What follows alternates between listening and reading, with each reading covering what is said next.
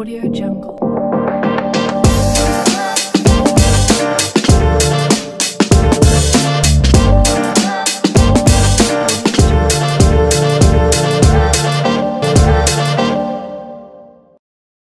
Jesus, thank you Lord, thank you Jesus. நாம் ஒரு நிமிடம் கண்களை மூடி ஜெபிப்போம்.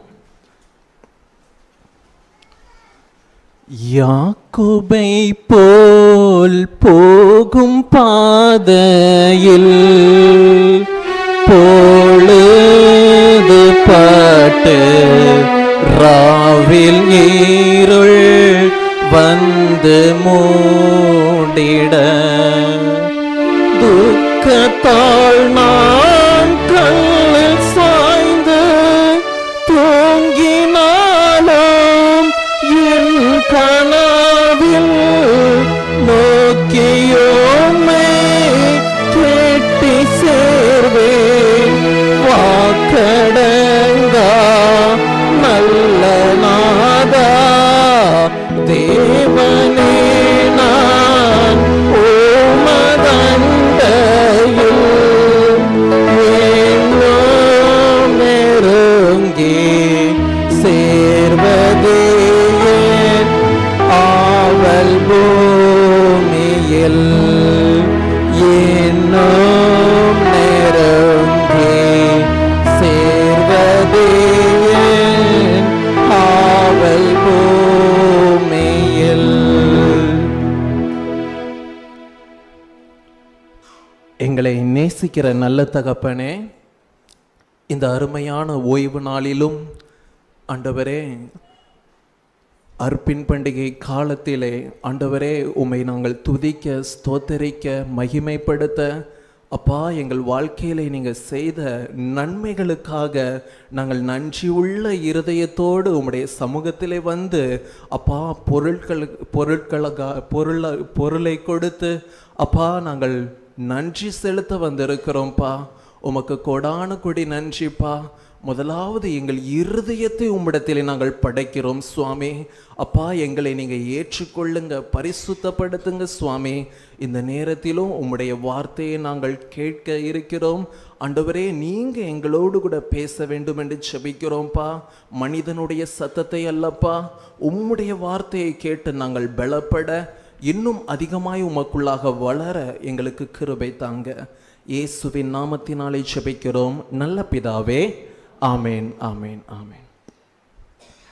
கர்த்தரும் உலக இரட்சகருமாய் இருக்கிற இயேசு கிறிஸ்துவின் நாமத்தினால் உங்கள் யாவருக்கும் என் அன்பின் வாழ்த்துக்களை தெரிவித்துக் கொள்கிறேன். இந்த அருமையான ஓய்வு நாளிலும் அறுப்புக்கால சோஸ்திர பண்டிகையில் உங்கள் மத்தியிலே நின்று கர்த்தருடைய வார்த்தையை அறிவிப்பது எனக்கு ரொம்ப சந்தோஷம். என்னை அன்போடு அழைத்த சபை குருவானவர் ரெவரண்ட் ஜெபமணி ஐயா அவர்களுக்காக நான் ஆண்டவரை துதிக்கிறேன். மற்றும் சபையின் மூப்பர்கள், பெரியவர்கள் ஒவ்வொருவருக்காகவும் நான் ஆண்டவரை துதிக்கிறேன், ஸ்தோத்தரிக்கிறேன். பிரியமான என் தேவ ஜனமே, இது ஒரு முக்கியமான பண்டிகை. இன்று நம்முடைய கிராமப்புறங்களில் நம்முடைய முன்னோர்களின் நாள் பாரம்பரியமாக கொண்டாடப்படுகிற ஒரு முக்கியமான பண்டிகையாக இது கருதப்படுகிறது. பிரியமானவர்களே, உதாரணத்துக்கு எங்களுடைய கிராமத்திலே இந்த பண்டிகையை கொண்டாட வெளியூர்ல இருந்து வெளிநாடுகளில் இருந்து திரளான ஜனங்கள் வந்து பல லட்சங்கள் செலவு பண்ணி இந்த பண்டிகையை கொண்டாட வருவார்கள். கிறிஸ்மஸ், ஈஸ்டரை கூட அவ்வளவு சிறப்பாக கொண்டாடுவதை நான் பார்த்ததில்லை. ஆனால் இந்த பண்டிகைக்கு அவ்வளவு முக்கியத்துவம் கொடுப்பார்கள். அதற்கு காரணம் என்னவென்றால், தேவன் எங்களுக்கு நல்ல சுகம், பலன், ஜீவனை கொடுத்து நல்ல பிள்ளைகளை கொடுத்து குடும்பத்தை கொடுத்து இந்நாள் வரைக்கும் எங்களை ஆசீர்வதித்து கையின் பிரயாசத்தை ஆசீர்வதித்து வழிநடத்தின அவருடைய கிருபையை எண்ணி அவரை துதிக்க, அந்த ஆலயத்தில் செய்த நன்மைகளுக்காக அவரை துதிக்க அப்படி தேடி வருவார்கள். இன்றைய நாளிலும் நாம் அப்படி ஆண்டவருக்கு நன்றி செலுத்த, ஸ்தோத்தரிக்க, ஆண்டவர் இம்மட்டும் நம்மை காத்து வழி நடத்தினாரே, அது அவருடைய கிருபை அல்லவா, அதற்காக அவரை துதிக்க நாம் இந்த இடத்துல கூடி வந்திருக்கிறோம். பிரியமானவர்களே, அந்த காலகட்டத்தில் எங்களுடைய பாட்டி அம்மா அவர்கள்லாம் சொல்ல கேட்கிறேன். சுமார் 30-40 வருஷத்துக்கு முன்பாக வீட்டில் கஞ்சிக்கு கூட வழி இருக்காது. ஆனால் இந்த அறுவடை பண்டிகை நாட்களிலே பிள்ளைகளுக்கு புது உடைகள் உடுத்தி நல்ல சாப்பாடு அந்த நேரத்துல தான் இருக்குமா.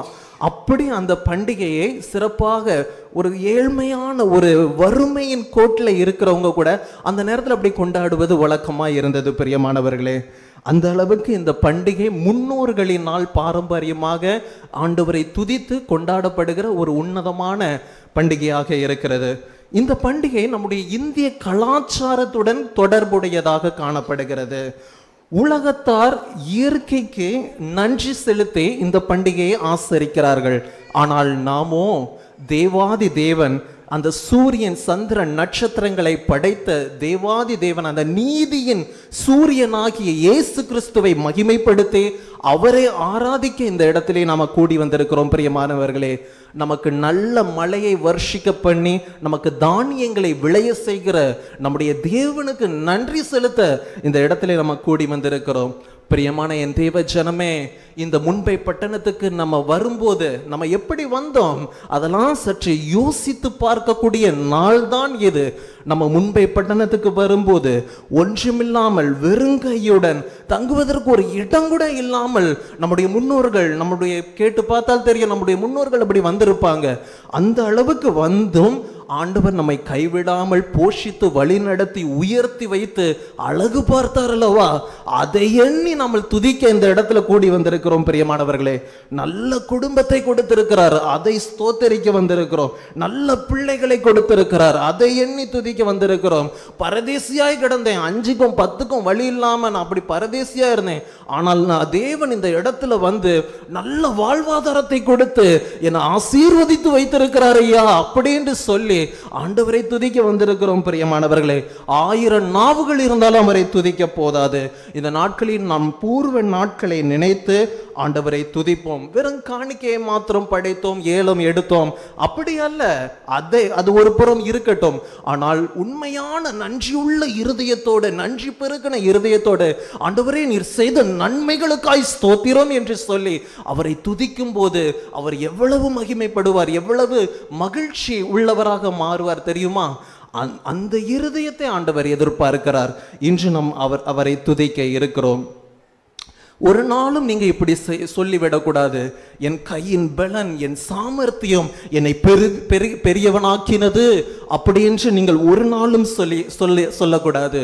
ஐயா உங்க கிருபை அப்பா, உங்க கிருபையினால எங்களை போஷித்து இந்த இடத்துல வந்து எங்களுக்கு பிள்ளைகளை கொடுத்து குடும்பத்தை கொடுத்து எங்கள் வாழ்வாதாரத்தை உயர்த்தி வைத்திருக்கிறீர், உங்களுடைய கிருபை அப்பா என்று நீங்கள் உங்களை தாழ்த்தும் போது ஆண்டவர் இன்னும் உங்களை உயர்த்தி பெருக பண்ண வல்லமை உள்ளவராய் இருக்கிறார் பிரியமானவர்களே. அவர் உங்களுடைய தலைமுறைகளுக்கெல்லாம் சொல்லணும், உங்க பிள்ளைகளுக்கெல்லாம் சொல்லணும், நான் ஒரு காலத்துல இப்படி இருந்தேன் அப்பா, இப்படி இருந்தேன் அம்மா, இப்படி இருந்தேன், ஆனா இன்று தேவன் என்னை உயர்த்தி வைத்திருக்கிறார் என்று நீங்க பிள்ளைகளுக்கெல்லாம் சொல்லும் போது அவர்களும் தேவனை துதிப்பார்கள். சரி, நாம் கர்த்தருடைய வார்த்தைக்கு நேராக கடந்து சொல்லுவோம். வாசியுங்கள். ஆதியாகமம் 28வது அதிகாரம் 22வது வசனம்.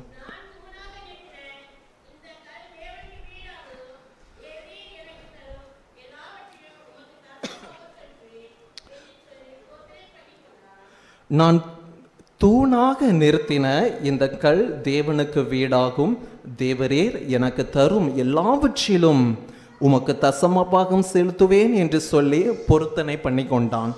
இந்த இடத்திலே யாக்கோபு ஒரு பொருத்தனை பண்ணி கொள்ளுகிறான்.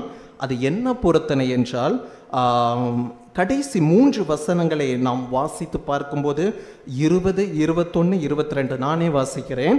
அதாவது, அப்பொழுது யாக்கோபு, தேவன் என்னோட இருந்து நான் போகிற இந்த வழியில் என்னை காப்பாற்றி உண்ண ஆகாரமும் உடுக்க வஸ்திரமும் எனக்கு தந்து என்னை என் தகப்பன் வீட்டுக்கு சமாதானத்தோட திரும்பி வர பண்ணுவாரானால் கர்த்தர் எனக்கு தேவனாயிருப்பார். நான் தூணாக நிறுத்தின இந்த கல் தேவனுக்கு வீடாகும், தேவரீர் எனக்கு தரும் எல்லாவற்றிலும் உமக்கு தசமபாகம் செலுத்துவேன் என்று பொருத்தனை பண்ணி கொண்டான். இதுதான் ஒரு பொருத்தனை. இதில் ஸ்டெப் பை ஸ்டெப்பாக நம்ம பார்க்கணும். ஒவ்வொரு காமா எந்த இடத்துல இருக்குன்னு பார்க்கணும்.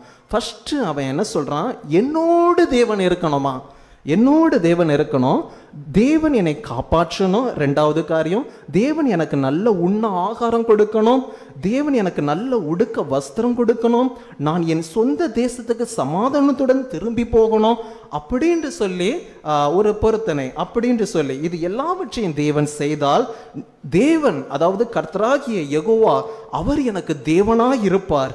உமக்கு அவருக்கு ஒரு வீட்டை கட்டி அவருக்கு ஒரு தசம பாகத்தையும் செலுத்துவேன் என்று இப்படி ஒரு பொருத்தனை பண்ணிக்கொள்கிறான். பிரியமானவர்களே, எப்பொழுது இந்த பொருத்தனை பண்ணிக்கொண்டா, எப்பொழுது இந்த பொருத்தனை அவன் பண்ணினான் என்றால், ஒரு தனிமையான சூழ்நிலையிலே, நாளைய தினத்தை குறித்து நிச்சயமில்லாத நேரத்திலே, அவனுடைய வாழ்க்கையிலே சூரியன் அஸ்தமிக்க போகிறது, வாழ்க்கையே அஸ்தமிக்கிற போகிறது. அந்த நேரத்தில் எதிர்காலத்தை குறித்து ஒரு நிச்சயமற்ற சூழ்நிலையில இந்த ஒரு பொருத்தனையை யாக்கோபு பண்ணுகிறவனாக ஆண்டவர் தரிசனம் கொடுக்கும் போது, சொப்பனத்திலே வெளிப்படும் போது இந்த பொருத்தனை அவன் பண்ணுகிறான். முதலாவது நம்ம ஸ்டெப் பை ஸ்டெப்பா பார்க்கும். முதலாவது, என்னோடு தேவன் இருக்கணுமா, தேவன் என்னோடு கூட இருக்கணும்னு அவன் பொருத்தனை பண்ணி கொள்ளுகிறான். தேவன் கூட இருந்தாரா? ஆம் பிரியமானவர்களை, யாக்கோபோடு தேவன் இருந்து அவனை வழி நடத்தினார் என்று வசனமே சொல்லுகிறது. அதாவது அவன் என்னதான் யாக்கோபு ஒரு எத்தனாக காணப்பட்டாலும், ஆபிரகாம், ஈசாக்கு, யாக்கோபின் வழியாக தான் அந்த சந்ததி ஆசீர்வதிக்கப்பட வேண்டும் என்று தேவன் தீர்மானித்து அவனை தெரிந்து கொண்டார். ஏசாவை வெறுத்து அவர் யாக்கோபை தெரிந்து கொண்டார். சில ஆராய்ச்சிகள் இப்படியாக சொல்லுகிறது, அதாவது இரட்டை குழந்தைகள் பிறக்கும் போது இரண்டாவதாக வருகிற குழந்தை தான் முதலாவதாக கருல உருவாகும் அப்படி என்று சில காரியங்கள் சொல்லப்படுகிறது. பிரியமானவர்களே, அந்த ஒரு காரணமாகவும் இருக்கலாம். யாக்கோபு முதலாவது உருவாகின காரணத்திற்காக அவன் அந்த சேஷ்ட புத்திர பாகம் வேற ஆசீர்வாதங்களை பெற்று அந்த முற்பிதாக்களின் வரிசையிலே அவன் வருகிறவனாக காணப்படுகிறான் என்றும் சொல்லலாம்.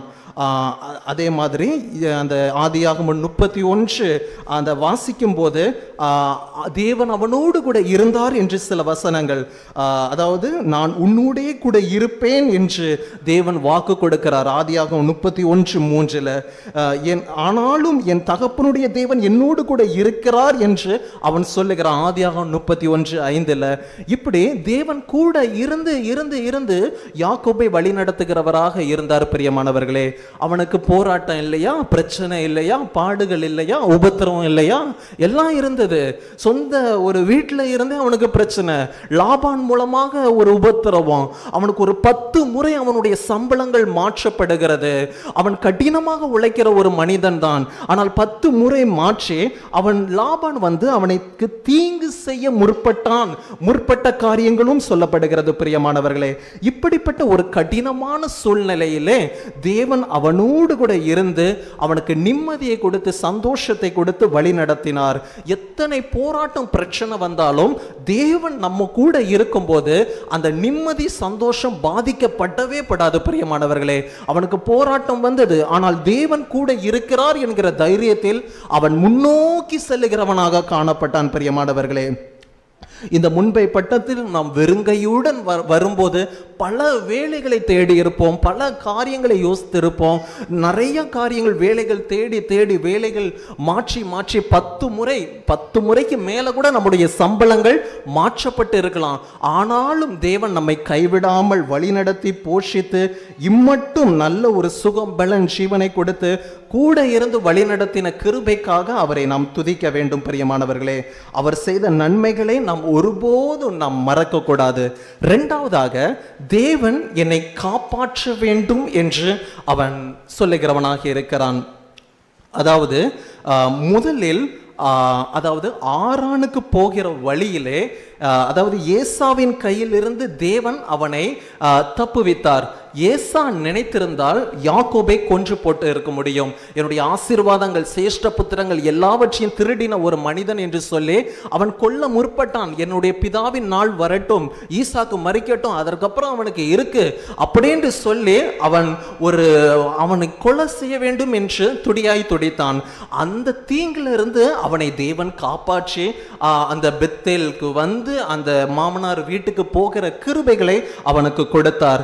அதே நேரத்தில் லாபான் தீங்கு செய்ய முற்பட்டான். இன்னொன்னும் லாபானை விட்டு யாக்கோபு பிரிந்து செல்லும் போது லாபான இடத்திலே சொல்லாமல் போய்விட்டான். சில பிரச்சனைகளினாலே லாபான் இடத்திலே சொல்லாமல் போன போது வெகு தூரம் போன பிறகு லாபான் தேடி வருகிறவனாக காணப்பட்டான். 3 நாளைக்கு அப்புறம் லாபானுக்கு தெரிகிறது. 7வது நாளிலே வந்து சேர்ந்தடைந்து நீ இப்படி செய்தது என்ன அப்படின்னு கேட்கும் போது நான் உனக்கு பொல்லாங்கு செய்யும் என்னால முடியும் அப்படின்னு லாபான் சொல்லுகிறான். ஆனா உன் தேவனாகிய கர்த்தர் என்னுடைய சொப்பனத்துல வந்து நீ யாக்கோபோட நன்மையை அன்றி தீமையை பேசக்கூடாது என்று பேசாதபடிக்கு எச்சரிக்கையா இரு என்று சொன்னார். ஆதியாகமம் 31:24 நம்ம பார்க்க முடியும். அந்த அளவுக்கு சில அதாவது பொல்லாங்கு வந்தது, தீங்கு வந்தது, பிரச்சனைகள் வந்தது மனிதர் மூலமாக. ஆனால் ஆண்டவர் காத்து கொண்டார். பிரியமானவர்களே, பொல்லாப்பு செய்ய மனிதர்கள் துடித்தார்கள், ஆனால் ஆண்டவர் காத்து கொண்டார். இன்னொன்று, துஷ்ட மிருகங்களுக்கும் தேவன் அவனை விலக்கி காத்திருக்க வேண்டும். காடுகளிலும் ஆடுகளை மேய்க்கிறவனாக அவன் காணப்பட்டான். பொதுவாக இந்த தாவீதை எடுத்துக்கொண்டால் ஒரு தடவை அவன் காடுகளில் ஆடுகளை மேய்க்கும் போது ஒரு தடவை சிங்கமும் கரடியும் வந்து என்னை பட்சிக்கும் போது தேவன் அதன் வாய்க்கு விலக்கி காத்து கொண்டார் என்று சொல்லுவான். அதே மாதிரி இவனுக்கும் மிருக ஜீவன்களினால் பிரச்சனைகள் ஏற்பட்டு இருக்கும். ஆனாலும் தேவன் எல்லா விதமான தீமைக்கும், துஷ்ட மிருகங்களுக்கும், துஷ்ட மனிதர்களுக்கும் அவனை விலக்கி காத்து, அவனை மாத்திரமல்ல மனைவி, பிள்ளைகள், அவனுடைய சகல காரியங்களையும் அவனுக்கு உண்டாயிருந்த எல்லாவற்றையும் அவனை விலக்கி காத்து அவனை வழிநடத்தினார். பிரியமானவர்களே, கடைசியாக அவன் ஏசாவை சந்திக்கும் போது ஒரு பயமும் கலக்கமும் காணப்பட்டது. ஐயோ, நான் எப்படி பார்ப்பேன், என் சகோதரன் என்னை கொன்று போட்டால் நான் என்ன செய்வேன் என்று ஒரு பயம், திகில், நடுக்கம் காணப்பட்டது. நிறைய காரியங்களை அவன் செய்கிறான்.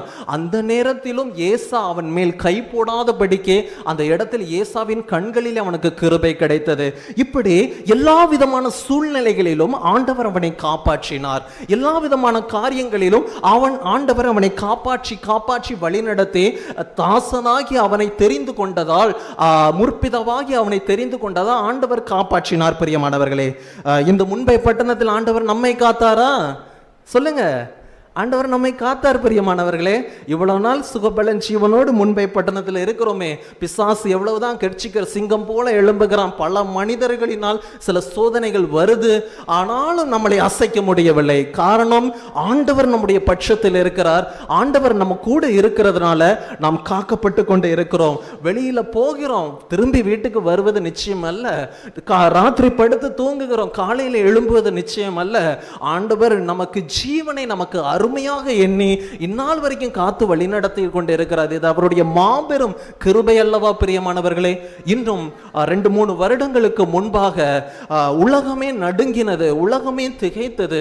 அந்த கொள்ளை நோயின் நிமித்தம், அந்த பெரும் தீங்கிலிருந்து ஆண்டவர் நம்மையும் நம்முடைய குடும்பத்தையும் நம்முடைய பிள்ளைகளையும் காத்து கொண்டாரே. இதற்கு எவ்வளவு நாவுகள் இருந்தாலும் அவருக்கு நன்றி செலுத்த முடியாது. பிரியமானவர்களே, ஆண்டவர் நம்மை காத்து வழி நடத்துகிற ஒரு நல்ல தேவனாக இருக்கிறார். 3வது, தேவன் அவனுக்கு நல்ல உண்ண ஆகாரம் வேண்டும் என்று அவன் பொருத்தனை பண்ணி கொண்டான். உண்ண ஆகாரம்.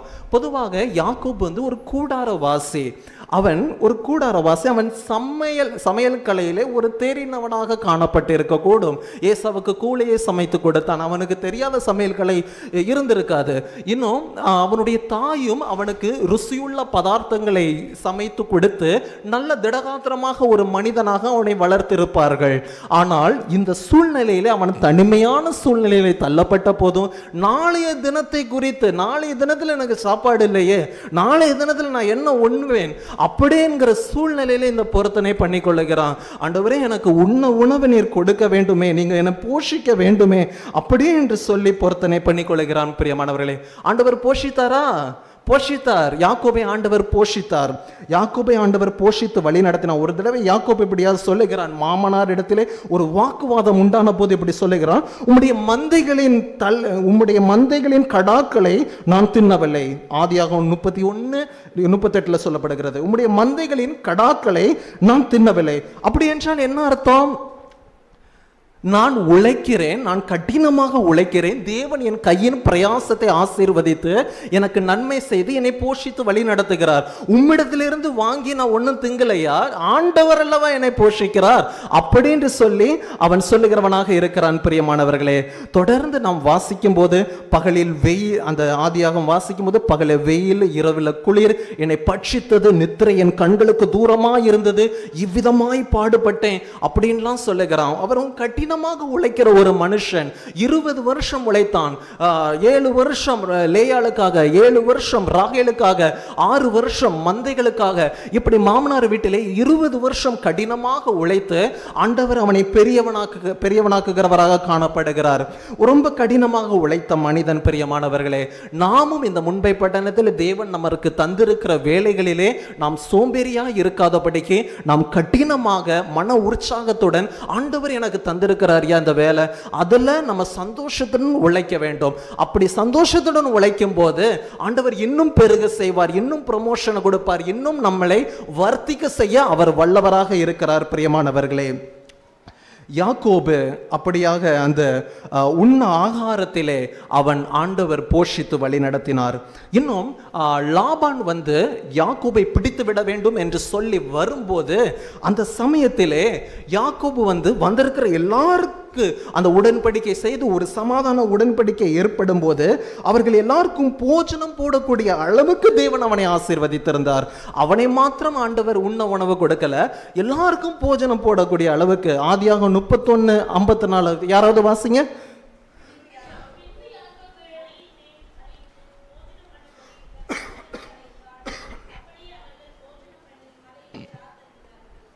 பின்பு யாக்கோபு மலையின் மேல் பலியிட்டு போஜனம் பண்ணும்படி தன் சகோதரரை அழைத்தான். அப்படியே அவர்கள் போஜனம் பண்ணி மலையிலே ராத்தங்கினார்கள்.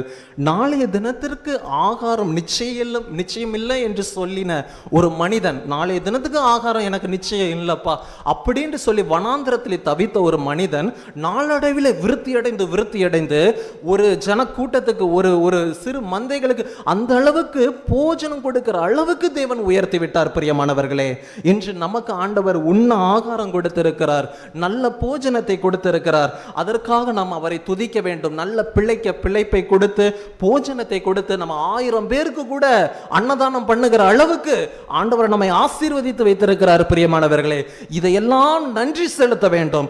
இதையெல்லாம் சொல்லி சொல்லி ஆண்டவரே எனக்கு கொடுத்திருக்கிறீங்களேப்பா இந்த ஆசீர்வாதங்களை, அதற்கெல்லாம் நன்றி சொல்லி நாம் ஆண்டவரை துதிக்க வேண்டும். 4வதாக, தேவன் எனக்கு நல்ல உடுக்க வஸ்திரம் கொடுக்கணும், வஸ்திரம் அப்படி என்று அவன் பொருத்தனை பண்ணி கொள்கிறான்.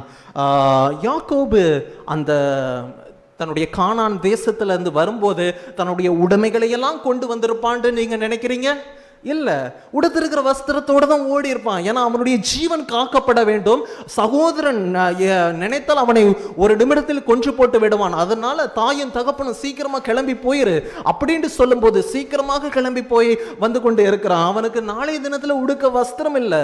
அப்படிப்பட்ட சூழ்நிலையிலே அவன் ஒரு பொருத்தனை பண்ணி கொள்ளுகிறான். பிரியமானவர்களே, ஆண்டவரே உடுக்க வஸ்திரம் வேண்டுமே. இன்னொன்னு நீங்க சிந்தித்து பார்க்கலாம். பெத்தேலுக்கு வரும்போது யாக்கோபு வந்து ஒரு கல்லை எடுத்து தான் அந்த இடத்துல அவன் தூங்குகிறவனாக காணப்பட்டான். ஆனா ஒரு உடைமைகள் இருந்திருந்தால், அவனுக்கு ஏதாவது உடைமைகள் இருந்தால் அதை வைத்து அவன் தூங்கி இருக்கலாமே அப்படின்னு நீங்க சிந்தித்து பார்க்க வேண்டும். அவன் எதுவுமே இல்லாமல், வெறுங்கையுடன், எதுவுமே இல்லாமல் தேவனை நம்பி அவன் முன் செல்கிறவனாக காணப்பட்டான். பிரியமானவர்களே, ஆனாலும் ஆண்டவர் அவனை வழி நடத்தினான். நல்ல நேர்த்தியான பாதையிலே வழி நடத்தி மாமனார் வீட்டுக்கு கொண்டு சென்று ஆண்டவர் அவனுக்கு நல்ல ஒரு வேலையை கொடுத்து வழி நடத்தினார். பிரியமானவர்களே, பொதுவாக இஸ்ரவேல் தேசத்திலே மேய்ப்பர்கள் தோல் உடைகளை உடுத்துவது உண்டு. அவனுக்கு ஏராளமான ஆடுகள் இருந்தது. ஆகவே அவன் தோல் உடைகளை உடுத்தி தேவன் அவனை அழகு பார்த்திருக்கலாம். பிரியமானவர்களே, அவன் கோலும் கையுமாக நான் சென்றேன் என்று சொன்னான். ஆனால் 2 பரிவாரங்களோடு ஆசீர்வாதங்களோடு நான் திரும்ப வந்தேன் என்று அவன் சொல்லுகிறான். பிரியமானவர்களே, அந்த அளவுக்கு ஆண்டவர் ஆசீர்வதித்து வைத்திருந்தார். உண்ண உணவு கொடுத்து, உடுக்க வஸ்திரத்தை கொடுத்து ஆண்டவர் ஆசீர்வதித்தார். இன்றைய நாளில் நம்மையும் ஆண்டவர் வைத்திருக்கிறார். பிரியமானவர்களே, பொதுவாக அந்த காலகட்டத்தில் பாம்பேக்கு வரும்போது ஒரு மஞ்ச பையை எடுத்துட்டு ஒரு 2-3 துணியை போட்டுட்டு நம்முடைய முன்னோர்கள்ட்ட கேட்டா தெரியும், அப்படிதான் வந்திருப்பாங்க. பிழைப்பை தேடி அப்படிதான் வந்திருப்பாங்க. ஒரு 2-3 துணி தான் இருந்திருக்கும். ஆனால் இன்று நமக்கு ஏராளமான வஸ்திரங்களை கொடுத்து, நம்முடைய பிள்ளைகளுக்கு கொடுத்து, எத்தனை வஸ்திரங்கள்னாலும் நம்ம அடுத்தவங்களுக்கு கொடுக்கக்கூடிய அளவுக்கு தேவன் நம்மை ஆசீர்வதித்து வைத்திருக்கிறார் அல்லவா பிரியமானவர்களே. இதையெல்லாம் எண்ணி அவரை துதிக்க வேண்டும். ஆண்டவரே, எனக்கு வஸ்திரத்தை கொடுத்திருக்கிறீங்க, எங்க பிள்ளைகளை ஆசீர்வதித்திருக்கிறீங்க, அதற்கு உமக்கு நன்றி என்று சொல்லணும் பிரியமானவர்களே. 5வதாக, நான் என் சொந்த தேசத்துக்கு சமாதானத்துடன் திரும்பி வர வேண்டும் அப்படின்ற அவன் ஒரு பொருத்தனை. சொந்த தேசத்துக்கு போகணும். அதாவது ஆரானிலிருந்து பெயர் சபாவுக்கு அவன் போகிறவனாக காணப்பட்டான். ஆரானிலிருந்து பெயர் சபாவுக்கு, அதாவது மாமனார் வீட்டில் இருந்து அந்த கானான் தேசத்துக்கு அவன் சுகபத்திரமாக போகணும் அப்படிங்கிற ஒரு பொருத்தனை காணப்பட்டது. பொதுவாக இந்த கானான் தேசத்திலே போகும்போது அவன் சமாதானத்துடன் போகல. கானான் தேசத்துக்குள்ள அவன் போகும்போது ஒரு சமாதானம் உள்ளத்துல இல்லை. ஏன் இல்லை? அவனுடைய சகோதரன் எந்த நேரத்திலனாலும் அவனை கொன்று போடலாம். அதனால தன்னுடைய ஜீவனை காக்க அந்த ஒரு சமாதானம் இல்லாத சூழ்நிலையில தான் அவன் வந்தவனாக காணப்படுகிறான் பிரியமானவர்களே. ஆனால் இந்த நம்மளுடைய லாபான் கிட்ட அவன் வேலை செய்யும் போது சில கசப்புகள், சில இதெல்லாம் இருந்துச்சு. ஆனாலும் லாபான் அவனை சந்திக்க வரும்போது அந்த இடத்துல ஒரு சமாதான உடன்படிக்கை ஏற்பட்டு ஒன்றாக போஜனம் புசித்து பிள்ளைகளுக்கு லாபான் முத்தம் கொடுத்து ஒரு சமாதானத்தை ஆண்டவர் தந்தவராக காணப்படுகிறார். முதல்ல அந்த சமாதானம் லாபான் இடத்துல இல்ல. சில வாக்குவாதங்கள், சில பிரச்சனைகள், சம்பளத்தை ஒரு 10 முறை மாற்றி, என்ன இவனை தேவன் இவ்வளவாக ஆசீர்வதித்துக் கொண்டே இருக்கிறார், என்னை வெறுமையாக்கி விடுவானே அப்படின்னு சொல்லி லாபான் சில தந்திரமான காரியங்களை செய்தான். அந்த இடத்துல ஒரு சமாதான குறைச்சல் காணப்பட்டது. ஆனால் வழியிலே செல்லுகிற வழியிலே லாபான் அவனை சந்தித்து ஒரு சமாதானம் உடன்படிக்கை செய்து எல்லாவற்றையும் ஆண்டவர் நேர்த்தியாக வழி நடத்துகிறவராக காணப்படுகிறார். கடைசியில ஒரு சகோதரன் அந்த ஏசாவை சந்திக்கிற அந்த நேரத்திலும் யாக்கோபு வெகுமதிகளை கொடுக்கிறான். ஏசாவுக்கு சில வெகுமதிகளை கொடுத்து ஒரு சமாதான உடன்படிக்கை பண்ணுகிறான். தந்திரமா யோசிக்கிறான், நிறைய காரியங்கள் பண்றான். அவன் தன்னுடைய ராகேல ரொம்ப பிடிக்கிறதுனால அவளை கடைசியில் அனுப்பி மற்றவங்களெல்லாம் முதல்ல ஏன்னா அவன் வந்தா ஒரு படையிட்ட மட்டும் விழுந்து சாகட்டும், ஆனா மீதியானவங்க தப்பிக்கணும் அப்படின்னு சொல்லி அவ்வளவு தந்திரமாய் பண்றான். ஆனா எதுவுமே ஆபத்து நேரிடாமல் கர்த்தர் காத்து கொண்டார். அவ்வளவு பேரையும் கர்த்தர் காத்து கொண்டு ஏசாவினிடத்திலேயும் ஒரு சமாதானத்தை உண்டு பண்ணி தேவன் அவனை ஆசீர்வதித்தார் பிரியமானவர்களே. இந்த நாளிலே நாம் சொந்த ஊருக்கு போகும்போது சமாதானத்துடன் போயிட்டு வருமா? கொஞ்சம் யோசித்து பாருங்க. நிறைய பேர் சமாதானத்துடன் போயிட்டு வருவீங்க, எல்லாருமே சமாதானத்துடன் போயிட்டு வருமா? கொஞ்சம் யோசித்து பார்க்கணும். முதலாவது தேவன் நம்மோடு கூட இருப்பது தான் முதல் சமாதானம். அதுதான் முதல் சமாதானம். அது தேவன் இருக்கும்போது நம்முடைய சமாதானத்தை யாராலையும் எடுக்க முடியாது.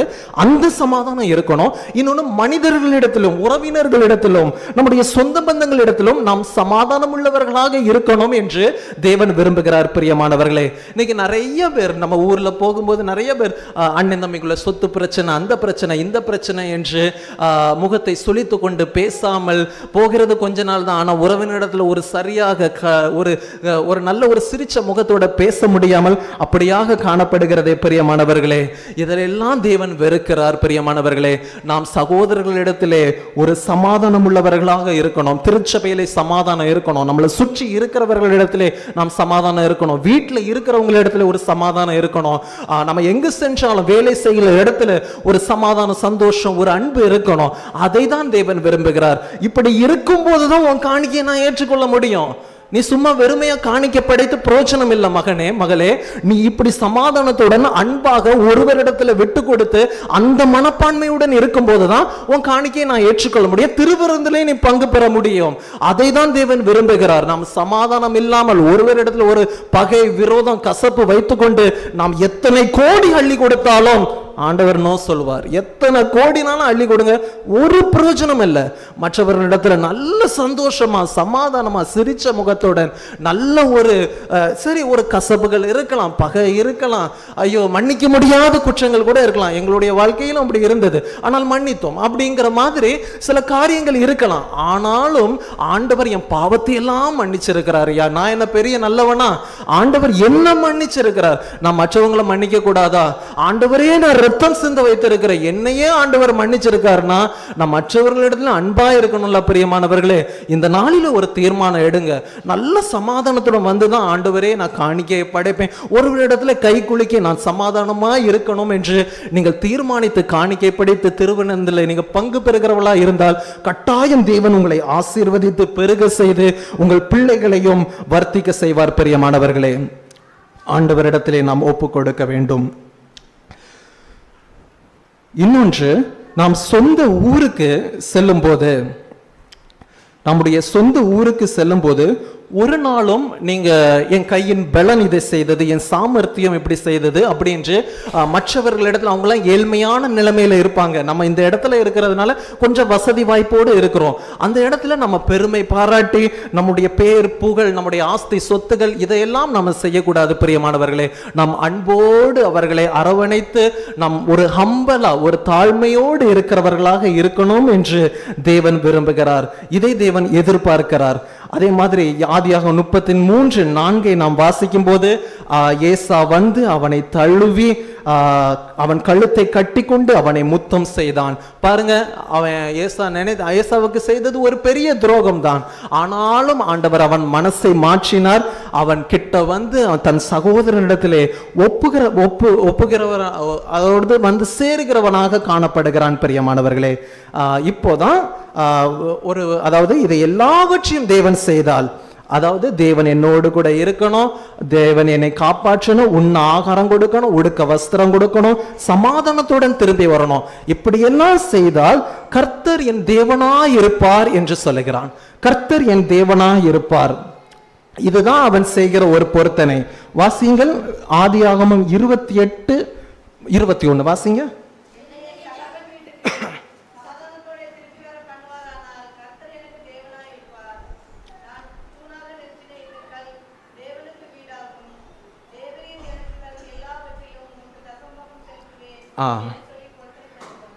என்னை என் தகப்பன் வீட்டுக்கு சமாதானத்தோட திரும்பி வர பண்ணுவாரானால் கர்த்தர் எனக்கு தேவனாய் இருப்பார் என்று சொல்றான்.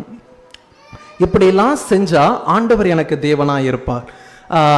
அவன் மாத்திரம்தான் அந்த இடத்துல வந்து தேவனை வழிபடுகிறவனாக காணப்படுகிறான். அவனுடைய குடும்பங்கள் மனைவிகள் எல்லாம் விக்கிரக வழிபாடு, அந்த இடத்துல விக்கிரக வழிபாடு. உதாரணத்துக்கு ராகேல் வரும்போது ஒரு சுரூபத்தை திருடி கொண்டு வந்துவிட்டால் அதை ஒட்டக சேனத்தின் மீது வைத்து தன்னுடைய தகப்பன் வரும்போது மறைத்து வைத்து அவர் ஒரு நாடகம் ஆடினாள். அப்படி ஒரு விக்கிரக வழிபாட்டு காணப்பட்டது. இதையெல்லாம் ஆண்டவர் அருவருக்கிற காரியம். ஆகவே கர்த்தர் என் தேவனாய் இருப்பார் என்று சொல்லி இதையெல்லாம் அவன் மண்ணிலே புதைத்து போடுகிறவனாக காணப்படுகிறான். அப்பொழுது யாக்கோபு தன் வீட்டாரையும் தன்னோட கூட இருந்த மற்ற அனைவரையும் நோக்கி, உங்களிடத்துல இருக்கிற அந்நிய தெய்வங்களை விலக்கி போட்டு உங்களை சுத்தம் பண்ணி கொண்டு உங்கள் வஸ்திரங்களை மாற்றுங்கள் அப்படின்னு ஆண்டவர் அவன் சொல்லுகிறான். அந்நிய தெய்வங்களை விளக்குங்க அப்படின்னு சொல்லி உங்களை சுத்தம் பண்ணி கொள்ளுங்க. ஆண்டவராகிய யெகோவா தேவன் தான் நம்முடைய தேவன். அவர் தான் என்னை இவ்வளவு நாளும் வழி நடத்தி இருக்கிறார். ஆகவே அவரிடத்துல நாம் ஒப்பு கொடுக்கணும், அவரை தான் நாம் வணங்க வேண்டும், அவர்தான் ஜீவன் உள்ள தேவன் என்று சொல்லி இதை எல்லாவற்றையும் விளக்கி மண்ணிலே புதைத்து போடுகிறவனாக அவன் காணப்படுகிறான். பிரியமானவர்களே, இப்பொழுது அவன் விக்கிரக ஆராதனைக்கு சிலர் இடம் கொடுத்தார்கள். அதே மாதிரிதான் நம்மளுடைய வாழ்க்கையிலும் சில காரியங்களை விக்கிரகமாக காணப்படுகிறது. பண ஆசை என்கிற விக்கிரகம், இன்னும் பொருளாசை என்கிற விக்கிரகம், அப்படின்னு விக்கிரக ஆராதனை, அதாவது தேவனுக்கு மேலாக நீங்க எதெல்லாம் வைக்கிறீங்களோ அதெல்லாம் விக்கிரக ஆராதனையாக காணப்படும். பிரியமானவர்களே, ஆகவே இப்படிப்பட்ட விக்கிரக ஆராதனையாகி அந்த பண ஆசை பொருளாசை இது எல்லாத்தையும் எல்லாத்தையும் நீங்க தவிர்த்து விட்டு, ஆண்டவரே நீங்க எனக்கு போதும்பா, நீங்க எனக்கு தந்திருக்கிற செல்வம் ஆஸ்திகள் போதும், எது மீதும் நான் அளவற்ற ஆசை வைக்க மாட்டேன், எது மீதும் உண்மை விட யாரையும் நான் நேசிக்க மாட்டேன் அப்படின்னு சொல்லி பாருங்க. அதை தேவன் விரும்புகிறார்.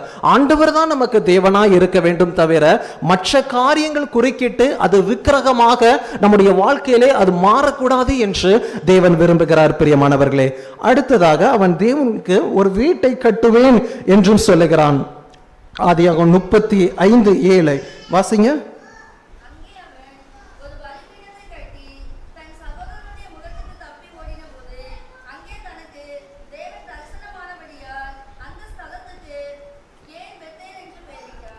அந்த ஸ்தலத்திற்கு அவன் எல் பெத்தேல் என்று பெயரிட்டான் என்று சொல்லப்படுகிறது. அந்த இடத்துல ஒரு பலிபீடத்தை கட்டி தன் சகோதரனுடைய முகத்துக்கு தப்பி ஓடின போது தேவன் எனக்கு தரிசனமானபடியால் அந்த ஸ்தலத்திற்கு எல் பெத்தேல். எல் பெத்தேல் என்றால் எபிரேயத்தில் the god of Bethel, god of the house of God அப்படின்னு சொல்லப்படுகிறது. பெத் என்றால் ஹவுஸ், எல் என்றால் God என்று சொல்லப்படுகிறது. இது தேவனுடைய வீடு என்று சொல்லி அந்த இடத்துல அவன் ஒரு வீட்டை கட்டி, அதாவது தேவனுடைய அந்த பலிபீடத்தை கட்டி அவன் தேவனை நமஸ்கரிக்கிறவனாக, தேவனை தொழுது கொள்ளுகிறவனாக காணப்படுகிறான். பிரியமானவர்களே, அந்த இடத்துல தான் தேவன் சொல்லி, நான் இனி யாக்கோபா இராமல் நீ இனி இஸ்ரவேலாய் காணப்படுவாய் என்று சொல்லி ஆண்டவர் வாக்குத்தத்தம் கொடுக்கிறார். இன்னும் ஆண்டவர் நிறைய அந்த இடத்துல வாக்குத்தத்தம் கொடுக்கிறதை பார்க்க முடியும். நீ பழுகி பெருகுவாய், ஜாதிகள் உன்னை சேவிப்பார்கள், பற்பல ஜாதிகள் கூட்டங்கள் உன்னிடத்தில் உண்டாகும், ராஜாக்கள் உன்னை சேவிப்பார்கள், உன் சந்ததியிலிருந்து நிறைய ராஜாக்கள் எழும்புவார்கள், நீ மேற்கையும் கிழக்கையும் வடக்கையும் தெற்கையும் நீ பரம்புவாய் அப்படி சொல்லி நிறைய வாக்குத்தத்தங்களை கொடுத்து ஆண்டவர் ஆசீர்வதித்து கனப்படுத்தி உயர்த்துகிறவராக காணப்படுகிறார். இந்த ஸ்தலத்திற்கு யாக்கோபு பெத்தேல் என்று பெயரிட்டு ஆண்டவர் எப்பொழுதும் இந்த இடத்துல இருக்கிறார் என்று சொல்லி அந்த இடத்தை கட்டுகிறவனாக இருக்கிறான். பிரியமானவர்களே, அதே போல இன்றும் அவன் எப்படி கட்டினானோ அதே போல இன்றும் நாம் தேவனுடைய ராஜ்யத்தை கட்டுகிறவர்களாக காணப்பட வேண்டும். ஊழியங்களுக்கு கொடுத்து தாங்கணும், இன்னும் மிஷனரிமார்களுக்கு கொடுத்து தேவனுடைய ராஜ்யத்தை கட்டுகிறதுக்கு உதவி செய்யலாம், இன்னும் நம்முடைய பிள்ளைகளை ஊழியத்துக்கு கொடுக்கலாம். தலையீற்றை ஆண்டவர் கொடுக்கணும் என்று விரும்புகிறார். பிள்ளைகள் ஆர்வமாய் ஊழியத்திற்கு இருந்தார், அவர்களை கொடுத்து தேவனுடைய ராஜ்யத்தை கட்டுகிற பணியிலே நாம் தீவிரமாய் ஈடுபடலாம். இதையெல்லாம் தேவன் விரும்புகிறார். பிரியமானவர்களே, இதுதான் ஒரு சம்பூரணமாக ஒரு பொருத்தனையாக காணப்படுகிறது. இப்படி அவன் பொருத்தனை பண்ணி தேவனை மகிமைப்படுத்துகிறவனாக காணப்பட்டான். அதே மாதிரி நாமும் பொருத்தனை பண்ணி தேவனை மகிமைப்படுத்த வேண்டும். மூன்றாவது, அவன் தசம பாகம் செலுத்துகிறவனாக இருக்கிறான். கடைசி அவன் தசம பாகம் செலுத்தினான் என்று சொல்லப்படுகிறது. தசம பாகம் என்றால் 10/1. அது எந்த இடத்தில் அவன் செலுத்துகிறான் என்றால் சில வேத அறிஞர்கள் சொல்லுகிறார்கள், யாக்கோபு ஏசாவை சந்திக்க போகும்போது அவனுக்கு சில வெகுமதிகளை கொடுத்தான் அல்லவா, அதுதான் தசம பாகமாக அவனுக்கு கொடுத்தான் என்று, அவன் அதை நிறைவேற்றினான் என்று சில வேத அறிஞர்கள் இப்படியாக கருதுகிறார்கள். பிரியமானவர்களே, ஆதியாகமம் 32, 14, 15 இதெல்லாம் வாசிக்கும் போது அவன் என்னென்ன தசம பாகங்களை செலுத்தினான் என்று சொல்லப்பட்டிருக்கிறது.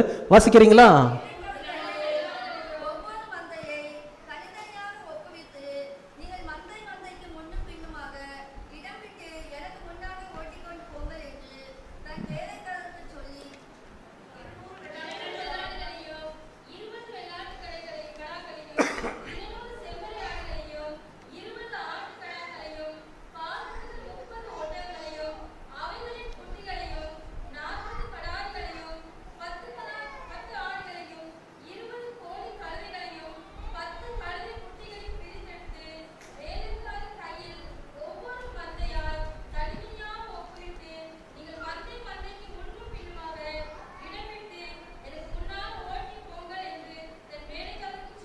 போதும்.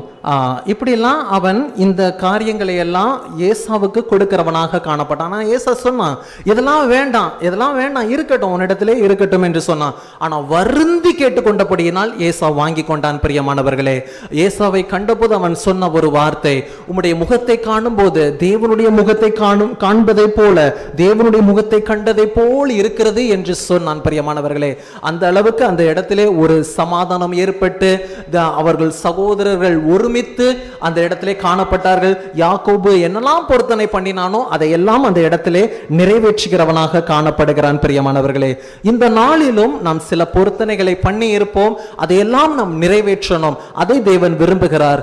இன்னும் நம்முடைய இருதயத்தை முதலாவது நாம் கொடுக்கணும். முதலாவது நம்முடைய காணிக்கையை காட்டிலும் நம்முடைய இருதயத்தை தான் தேவன் நேசிக்கிறார். அதை படைத்துவிட்டு நம்முடைய காணிக்கையை செலுத்துவோமானால் கட்டாயம் தேவன் நம்மை ஆசீர்வதிப்பார். பிரியமானவர்களே, இந்த நாளில் தேவன் அற்புதம் செய்ய நம்முடைய ஆசீர்வாதங்களை ஆசீர்வதித்து இன்னும் பல மடங்கு பெருக செய்ய அவர் வல்லவராக இருக்கிறார். யாக்கோபு எப்படி மனிதனோடும் தேவனோடும் போராடி ஆசீர்வாதங்களை பெற்றுக்கொண்டானோ அதே போல எல்லா ஆசீர்வாதங்களையும் நாம் தேவனுடைய கரத்திலிருந்து சுதந்தரித்துக் கொள்வோம். எல்லாரும் ஒரு நிமிடம் கண்களை மூடி நாம் ஜெபிப்போம். எங்களை நேசிக்கிற நல்ல தகப்பனே, இந்த அருமையான ஓய்வு நாளிலும் அப்பா உம்முடைய வார்த்தையை கேட்க எங்களுக்கு கிருபை கொடுத்தீங்க.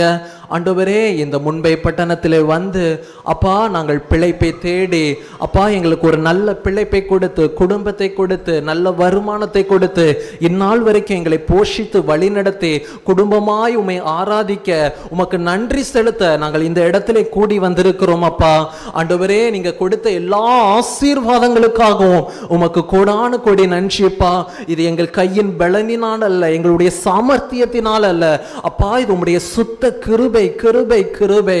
இதை 1000 நாவுகள் இருந்தாலும் உம்மை துதிக்க போதாது சுவாமி. இன்னும் எங்களை பெருக செய்யுங்க. இன்னும் நாங்கள் உமக்குள்ளாக வளரணும், சாட்சிகளாக மாறணும்.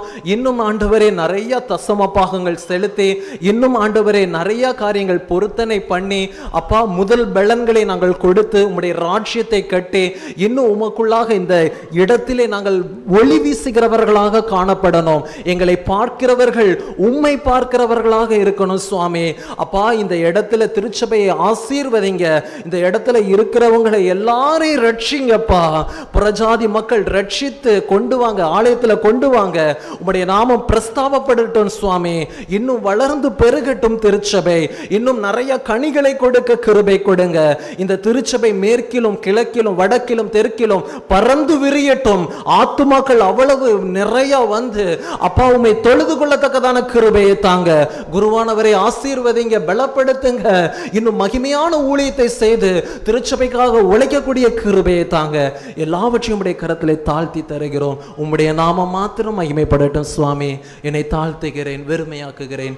இயேசுவின் நாமத்தினாலே ஜெபிக்கிறோம் நல்ல பிதாவே. ஆமேன் ஆமேன் ஆமேன். நடத்திடுமே வருஷத்தை நன்மையால் முடிசூட்டும் தெய்வமே, வற்றாத கிருபைகளால் என்னை என்றும் நடத்திடுமே.